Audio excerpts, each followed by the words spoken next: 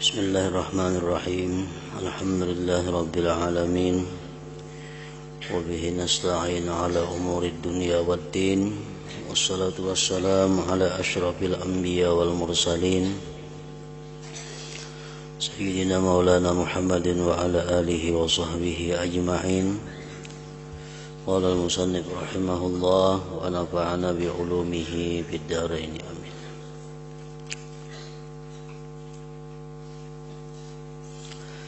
Wahai Mu'adz, sesungguhnya Allah subhanahu wa ta'ala telah menjadikan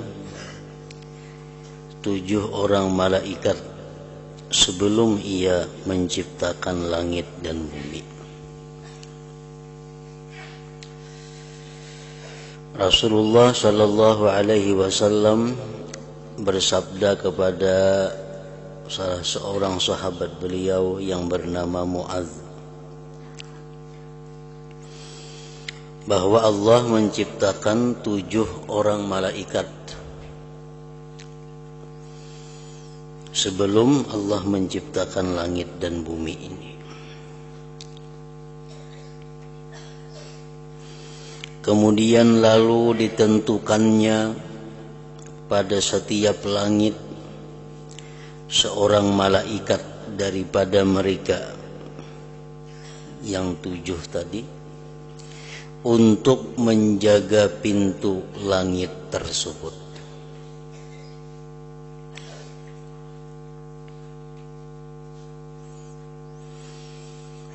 Lalu naiklah malaikat hafazah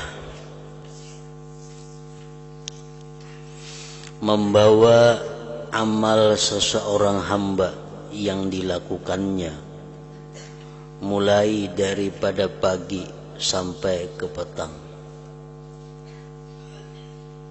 Dalam 24 jam ini ada 2 rombongan, 2 kelompok malaikat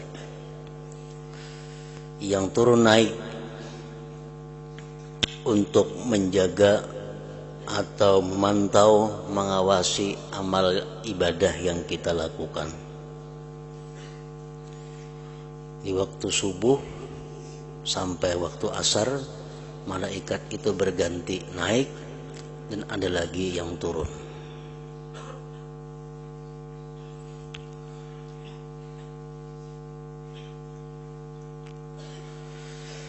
Nah, malaikat itu naik membawa amal kita yang dilakukannya mulai daripada pagi subuh sampai ke petang asar. Waktu asar itu naik malaikat yang dikirim Allah mulai subuh ini, asar kayaknya naik ke atas.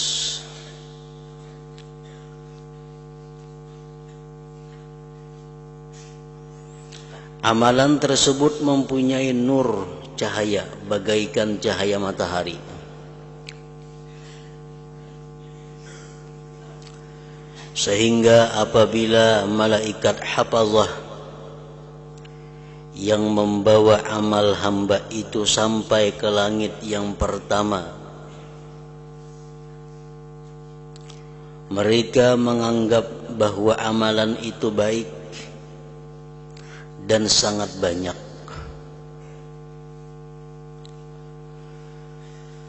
Lalu berkata malaikat penjaga langit pertama itu bagi malaikat hafazah yang membawa amal ibadah kita itu, ujar malaikat yang menjaga pintu langit pertama, pukulkan ulihmu dengan amal ini akan muka orang yang mengerjakannya. Artinya amal ini kada ku terima, kada ku izinkan naik melewati aku di langit pertama ini. Bulikakan amal ibadahnya, pukulakan ke wajah orangnya.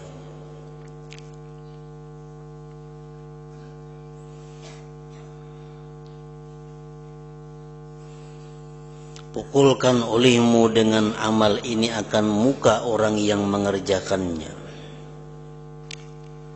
Akulah malaikat penjaga ghibah, mengumpat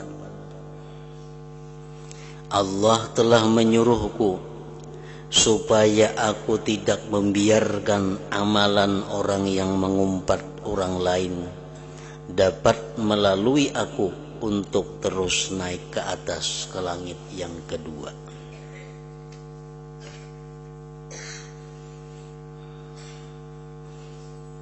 Nah, jadi apabila mulai subuh ini sampai di waktu asar kita ada menggibah orang lain, maka amal ibadah yang kita lakukan antara subuh sampai asar itu kada akan bisa naik melewati langit pertama dan dikembalikan kepada kita. Karena Allah Subhanahu wa taala jangankan menerima amal ibadah orang yang melakukan ghibah itu, lewat langit pertama aja sudah dilarang, apalagi sampai ke hadrat Allah Subhanahu wa taala.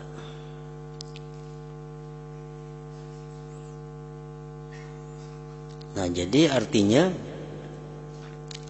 hendaknya kita sekurang-kurangnya tobat dan minta ampun kepada Allah Subhanahu wa taala daripada gibah ini minimal 2 kali dalam sehari.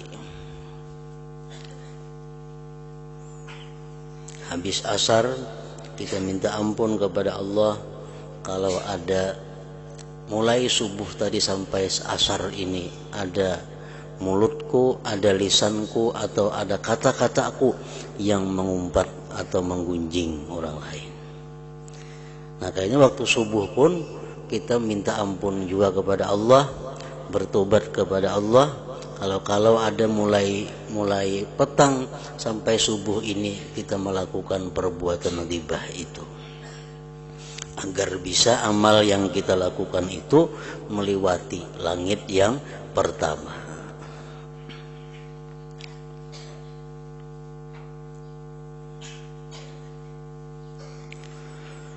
Kemudian datang pula malaikat hafazah membawa amalan seseorang hamba.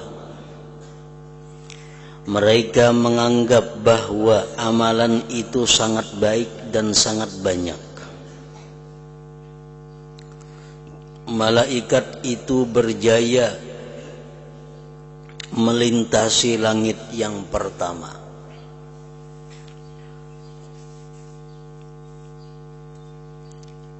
Karena orang yang mengerjakan amalan tersebut tidak terlibat dengan dosa mengumpat orang.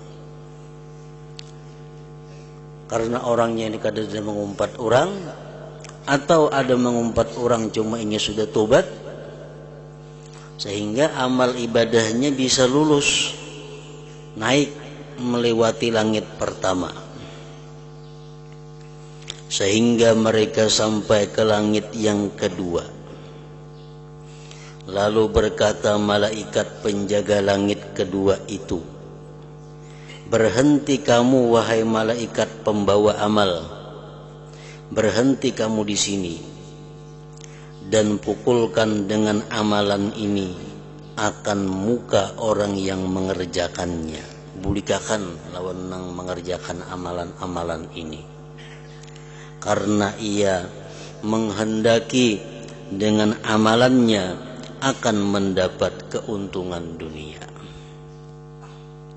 Inya beramal ini tujuannya adalah untuk mencari kekayaan dunia. Inya beramal tujuannya untuk mencari keuntungan dunia. Allah telah menyuruhku, ujar malaikat yang kedua tadi, supaya aku tidak membiarkan amalan orang yang seperti ini melintasi aku untuk terus naik ke atas. Selain daripada itu, ia juga suka membesarkan diri di dalam majelis perjumpaan. Akulah malaikat penjaga kebesaran itu.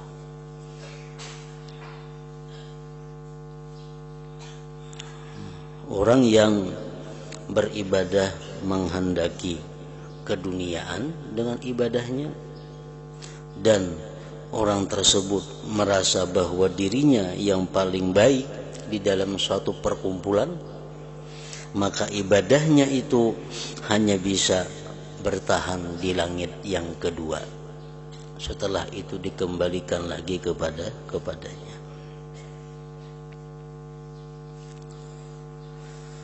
Kemudian naik pula malaikat hafazah membawa amal seseorang hamba yang penuh dengan sinaran dan cahaya daripada pahala sedekah, sembahyang dan puasa. Para malaikat hafazah merasa heran melihat keindahan amalan tersebut. Lalu mereka membawa amalan itu melintasi langit yang pertama dan kedua, lulus. Orangnya kadang menggibah, orangnya beribadah bukan karena dunia, dan ia kadang membesarkan dirinya di tempat-tempat perjumpaan, perkumpulan, sehingga sampai ke pintu langit yang ketiga. Maka berkata malaikat penjaga langit ketiga itu, berhenti kamu di sini dan pukulkan dengan amalan ini akan muka orang yang mengerjakannya. Akulah malaikat takabbur.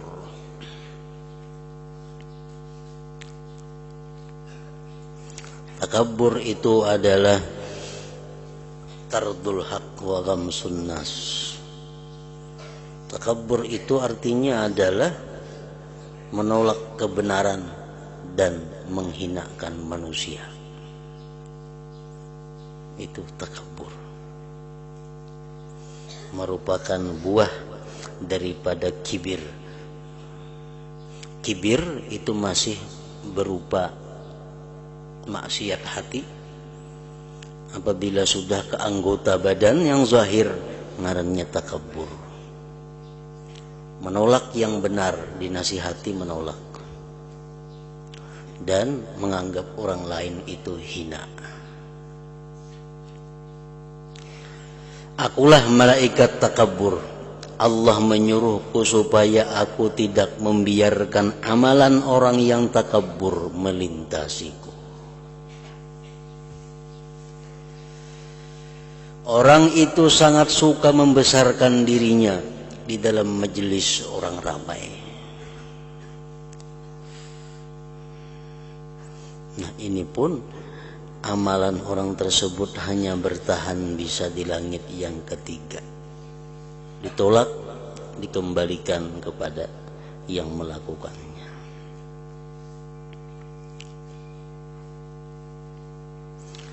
Kemudian naik pula malaikat hafazah membawa amal seseorang hamba. Amalan itu bersinar-sinar seperti bersinarnya bintang yang berkelip-kelip. Baginya suara tasbih, sembahyang, puasa, haji dan umrah. Sehingga malaikat hafazah itu berjaya membawa amalan tersebut sampai ke pintu langit yang keempat. Lalu berkata oleh malaikat penjaga langit yang keempat kepada malaikat hafazah, berhentilah kamu di sini dan pukulkan amalan ini akan muka orang yang mengerjakannya, belakangnya dan juga perutnya. Akulah malaikat ujub. Allah menyuruhku supaya tidak membiarkan amalan orang yang ujub dapat melintasiku. Ia beramal adalah dengan dorongan perasaan ujub terhadap dirinya.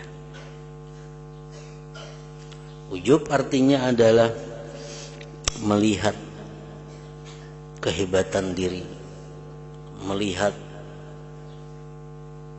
keindahan diri, melihat kealiman diri, melihat kepintaran diri, melihat kekuatan diri, melihat sifat-sifat sempurna ada pada diri, tanpa mengingat bahwa itu adalah merupakan anugerah daripada Allah Subhanahu wa ta'ala. Itu ujub. Orang misal mulai isya beribadah sepanjang malam sampai subuh beribadah. Nah, tuntung beribadah lalu ia merasa bahwa dirinya ini luar biasa, mampu beribadah semalaman suntuk tanpa ada lelah, tanpa ada mengantuk, tanpa ada gangguan. Ia bangga dengan dirinya. Nah, itu ujub. Itu menyebabkan amal ibadah kita ditolak oleh Allah Subhanahu wa ta'ala.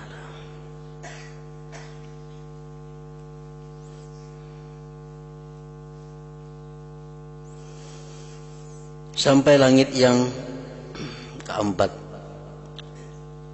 ujub menyebabkan ibadah kita ditolak Allah.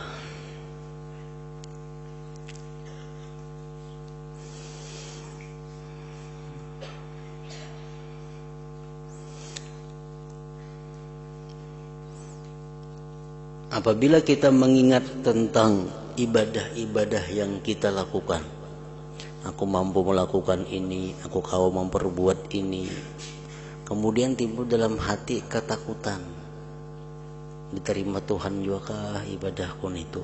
Nah, itu sudah hilang ujubnya. Itu sudah menghilangkan sifat ujub.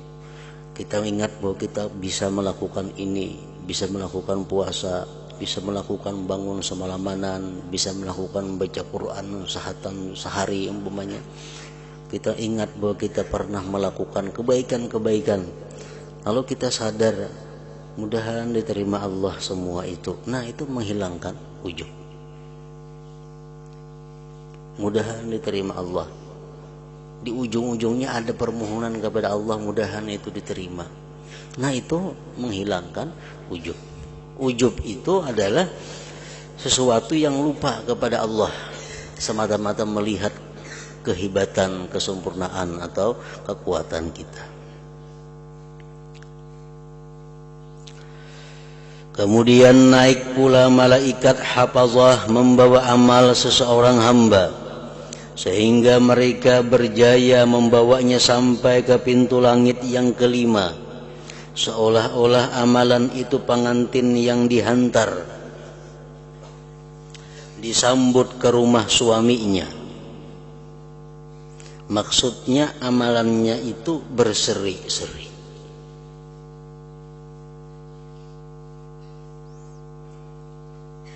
Seolah-olah amalan itu pengantin yang dihantar, disambut ke rumah suaminya.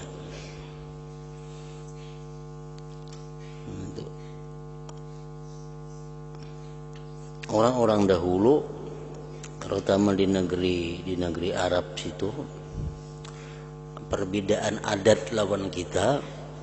Ada kita di sini biasa kawin itu nikah, laki-lakinya diatar kawadah bibiniannya. Nah, mbah itu dimalamakan di rumah biniannya. Tuh kita di sini.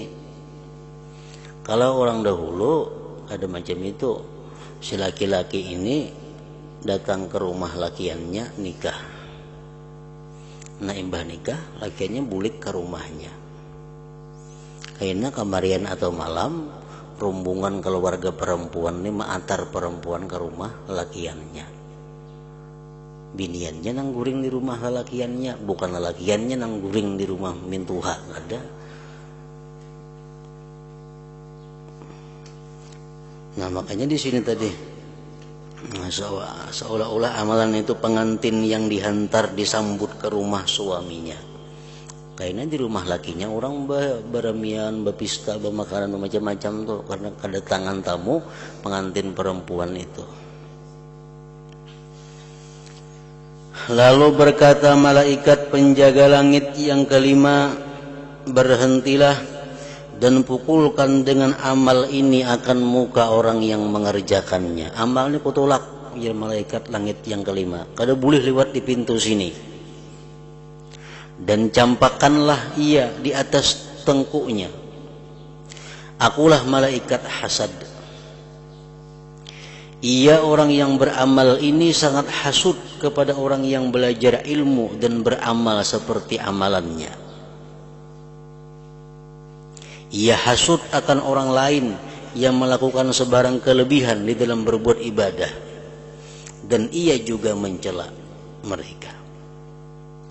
Allah menyuruhku supaya aku tidak membiarkan amalan orang yang hasud ini melintasiku.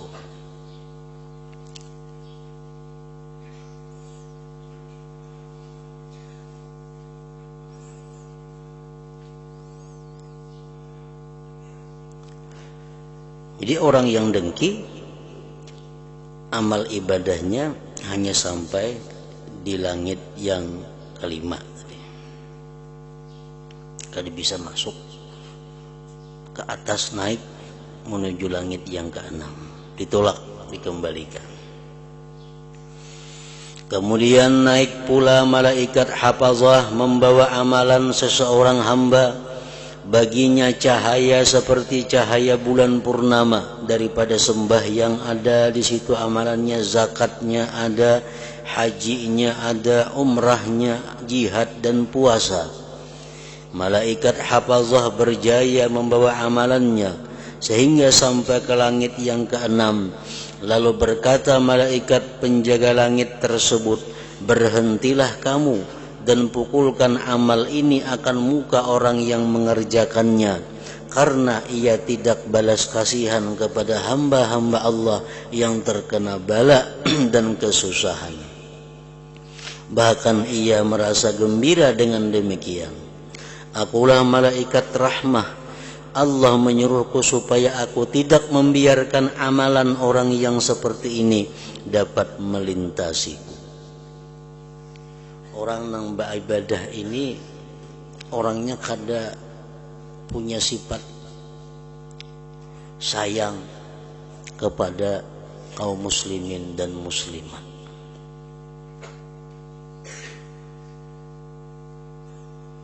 Ia mendengar kabar ada orang muslim dapat musibah, baik di kampungnya, baik di kampung orang, baik di negerinya, baik di negeri yang lain.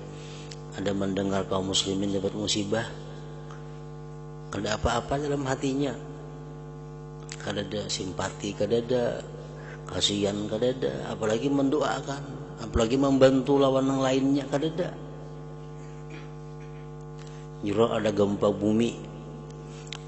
bumi di daerah orang Islam sana, banyak orang Islam matian. Oh, kayak itu aja biasa ya, kada apa-apa.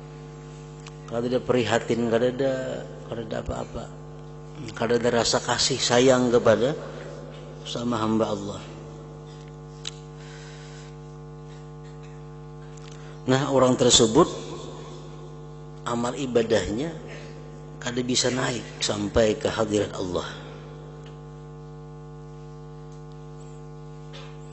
Apalagi suka ada orang Islam dapat bala, apalagi gembira ada orang Islam dapat musibah. Nah, makinnya lagi itu. Kemudian naik pula malaikat hafazah membawa amalan seseorang hamba. Amalan itu ialah sembahyang, puasa, nafkah, jihad dan wara. Baginya bunyi, maksudnya bunyi zikir seperti bunyi lebah, dan baginya cahaya seperti cahaya matahari. Dan naik bersama dengan amalan itu 3.000 orang malaikat mengantar amalan itu. Mereka telah berjaya membawanya sehingga sampai ke pintu langit yang ke-7. Maka berkata malaikat penjaga pintu langit tersebut, berhentilah kamu dan pukulkan dengan amal ini akan muka orang yang mengerjakannya. Bahkan pukulkan pulakan seluruh anggota badannya dan tutupkan ke atas hatinya. Akulah malaikat zikir. Zikir di sini bermakna mencari sebutan, yaitu seorang yang beramal dengan tujuan supaya disebut-sebut oleh orang lain. Aku akan menghalang amalan orang yang ria dari sampai kepada Tuhanku. Ia beramal bukan karena mencari keridhaan Allah, tetapi hanya bertujuan supaya mendapat tempat yang tinggi di hati para fuqaha, dan supaya disebut di kalangan para ulama, dan supaya masyhur namanya di merata tempat. Allah menyuruhku supaya tidak membiarkan amalan orang yang riya ini melintasi aku, karena setiap amalan yang tidak ikhlas adalah riya, dan Allah tidak akan menerima amalan orang yang riya. Sudah sampai ke langit yang ketujuh, sudah tabulik amalannya. Kemudian naik pula malaikat hafazah dengan amalan seseorang hamba. Amalan itu berupa sembahyang, zakat, puasa, haji, umrah, akhlak mulia, banyak berdiam daripada perkara yang tidak berguna, dan banyak berzikir. Amalan ini diusung oleh para malaikat penjaga 7 petala langit, sehingga melintasi segala halangan dan sampai kepada Allah Ta'ala. Luar biasa, sudah sampai ke hadrat Allah Subhanahu wa Ta'ala. Para malaikat itu berhenti di hadapan Allah dan bersaksi dengan keikhlasan dan kebaikan amalan tersebut. Lalu Allah berfirman kepada para malaikatnya, kamu adalah yang bertugas menjaga amalan hambaku ini, dan sebenarnya aku lebih mengetahui dengan segala isi hatinya. Ia sebenarnya tidak menghendaki akan daku dengan amalannya tersebut. Ia hanya menghendaki sesuatu yang lain daripadaku. Oleh itu maka aku turunkan ke atasnya akan laknatku. Lalu para malaikat tadi berkata, ke atasnya laknatmu dan juga laknat kami. Lalu melaknat akan dia oleh 7 petala langit dan seisinya.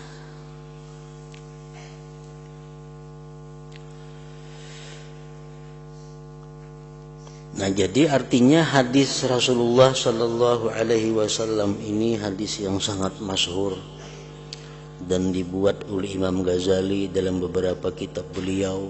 Di sini Bidayatul Hidayah ada, dalam kitab Minhajul Abidin ada dibuat sidin lagi hadis ini, di dalam kitab Ihya Ulumuddin ada juga hadis ini.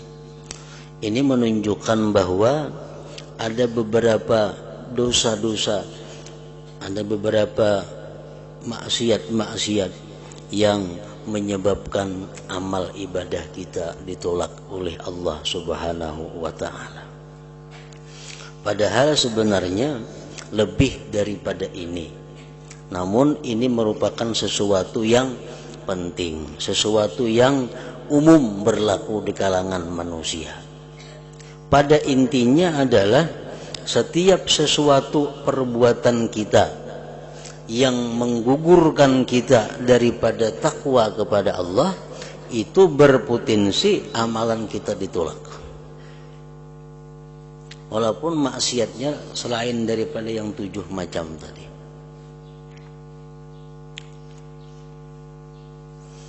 Karena ada hadis-hadis lain yang mengatakan, barang siapa yang memakan sesuatu yang diharamkan Allah, maka ibadahnya tertolak.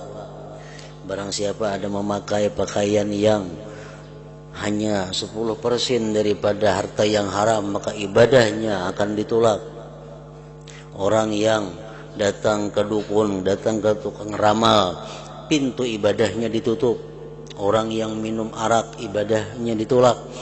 Sebenarnya setiap maksiat kepada Allah itu bisa menolak ibadah kita. Dan Allah Subhanahu wa Ta'ala berfirman, innama yataqabbalullah minal muttaqin. Nah, itu intinya. Innama yataqabbalullah minal muttaqin, hanya saja Allah Subhanahu wa Ta'ala itu innama di dalam kalimat, di dalam ilmu nahwu, innama adalah hasar ya. Innamal a'malu bin niat, hanya saja amal dengan niat. Berarti memang kada berniat kada beramal ngarannya. Hanya saja, nah, dalam Al-Quran, innama yataqabbalullah minal muttaqin. Hanya saja Allah menerima ibadah amalan minal muttaqin, daripada orang yang takwa. Artinya apa? Kalau kita beribadah kepada Allah tapi kita tidak bertakwa kepada Allah, Allah kada akan menerima amal ibadah itu. Nah, jadi artinya sebelum kita beramal ibadah, hendaknya kita usahakan dahulu kita ini termasuk golongan orang yang takwa. Supaya apa? Supaya ibadah yang kita lakukan ini diterima oleh Allah. Hendak sembahyang, hendak bersedekah, hendak puasa, hendak berzakat, usahakan dulu kita supaya jadi orang takwa. Sudah kita kawa mengusahakan kita orang yang takwa, hanya kita lakukan satu ibadah, nah bisa diterima oleh Allah Subhanahu wa ta'ala. Takwa itu apa arti takwa? Takwa itu adalah sesuatu sifat yang ada di dalam hati kita. Takwa itu satu sifat yang ada di dalam hati kita, yang dari sifat itulah kita mengagungkan Allah Subhanahu wa ta'ala. Dari mengagungkan Allah itu, lalu timbullah menjunjung perintah dan menjauhi larangannya. Nah, itu adalah takwa. Jadi takwa, Nabi kita mengatakan at-taqwa hahuna. Takwa itu di sini. Beliau menunjuk dada. Artinya takwa itu andaknya di dalam hati. Nah, takwa andaknya di dalam hati. Jadi takwa itu satu sifat yang dari sifat itu kita mengagungkan Allah seagung-agungnya, sebesar-besarnya. Lalu karena kita mengagungkan Allah seagung-agungnya, sebesar-besarnya, lalu kita junjung segala perintah dan kita jauhi segala larangan Allah. Bila sudah kita mampu demikian, kita jadi orang yang takwa. Kalau kita jadi orang yang takwa, segala amal ibadah yang kita lakukan akan diterima oleh Allah Subhanahu wa ta'ala, sekecil apapun ibadah kita itu.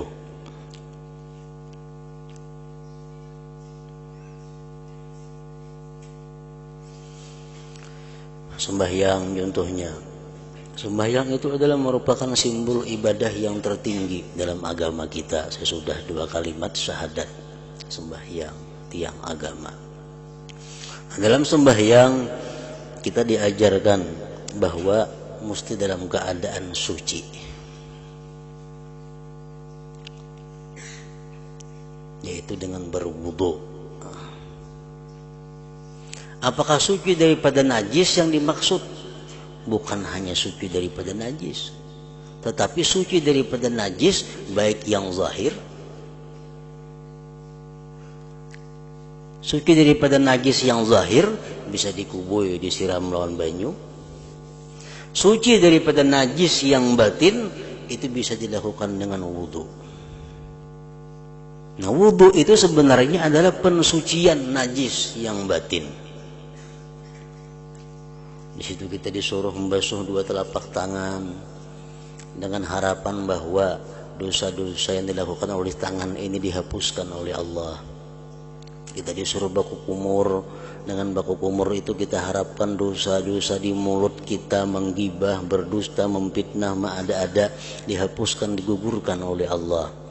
Masukkan banyu ke dalam hidung agar dosa-dosa yang lewat hidung dihapuskan, diampuni oleh Allah. Kita membasuh seluruh muka kita dengan harapan bahwa seluruh dosa yang ada di muka kita, mata dan sebagainya dihapuskan oleh Allah. Kita membasuh tangan, menyapu kepala, telinga, batis, sebagainya. Harapan apa?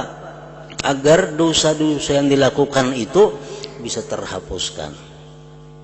Dan doa wudu pun demikian. Asyhadu an la ilaha illallah wa asyhadu anna Muhammadar Rasulullah. Dan sudah berwudu, kita disuruh mengucap 2 kalimat syahadat untuk memastikan bahwa kita adalah orang yang Islam. Kalau doa wudu apalagi, Allahumma ja'alni minat tawwabin wa ja'alni minal mutatahhirin. Ya Allah, jadikanlah aku orang yang engkau terima tobatnya, dan jadikanlah aku orang yang suci daripada segala najis, kotoran zahir dan batin. Nah, berwudu. Selesai kita berwudu, hanya sembahyang. Jadi kita sembahyang dalam keadaan sudah suci, zahir dan batin, dalam keadaan takwa. Sembahyang diterima Allah sembahyangnya. Makanya disunatkan kita berwudu setiap kali hendak sembahyang walaupun kada batal wudu. Sunat tajdidul wudu, memperbaharui wudu walaupun kada batal. Kenapa? Karena fungsi wudu itu bukan hanya batal kada batal, tetapi fungsi wudu itu intinya adalah mensucikan diri kita daripada dosa-dosa yang kita lakukan. Nah, jadi sesudah wudu disunatakan apa? Sembahyang kita. Supaya jangan lawas antara wudu lawan sembahyang. Walaupun jauh lagi sembahyang zuhur, wudu, sunat wudu. Supaya sunat wudu ini kita laksanakan dalam keadaan suci daripada perbuatan dosa. Nah, 2 rakaat itu pun sunat wudu 2 rakaat. Kalau kita laksanakan diterima oleh Allah, itu sangat besar artinya. Sangat ganal nilainya. Walaupun hanya 2 rakaat. Walaupun sebuting zikir la ilaha illallah diterima oleh Allah, itu saking besar artinya, lebih besar daripada dunia dan isinya ini nilainya. Kita berzikir la ilaha illallah sekali aja berzikir. Kalau itu diterima oleh Allah zikir kita nang sekali itu, dunia dan isinya kali cukup membayar ganjarannya, membayar nilainya. Nah, jadi hadis Nabi ini hanya menyatakan tadi ada 7 macam jenis dosa yang menyebabkan amal ibadah kita ditolak oleh Allah Subhanahu wa taala, tetapi pada intinya adalah seluruh dosa-dosa yang kita lakukan, baik yang 7 tadi atau yang lainnya, itu berpotensi ibadah kita tertolak atau ditolak di sisi Allah Subhanahu wa taala. Kita jadikan diri kita orang yang suci, kita jadikan diri kita orang yang bersih, orang yang takwa kepada Allah. Nah, hanya melakukan satu ibadah, maka ibadah kita akan diterima. Innama yataqabbalullah minal muttaqin. Nah, situ mendengar sabdanya Rasulullah sallallahu alaihi wasallam ini, lalu Mu'adz menangis seraya berkata,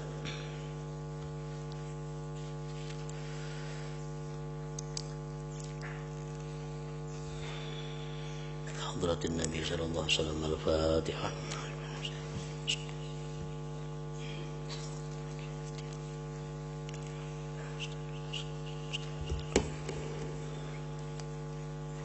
بسم الله الرحمن الرحيم الحمد لله رب العالمين اللهم صل وسلم وبارك على سيدنا مولانا محمد وعلى آله وصحبه أجمعين اللهم اغفر لنا ما أخطأنا وما تعمدنا وما أسرفنا وما أعلنا وما أسرفنا وما أنت أعلم به منا أنت المقدم وأنت المؤخر لا إله إلا أنت اللهم انفعنا بما علمتنا وعلمنا ما ينفعنا وزدنا فهما وعلما وعملا وهدى وتوفيقا برحمتك يا أرحم الراحمين صلى الله على سيدنا محمد وآله وصحبه وسلم.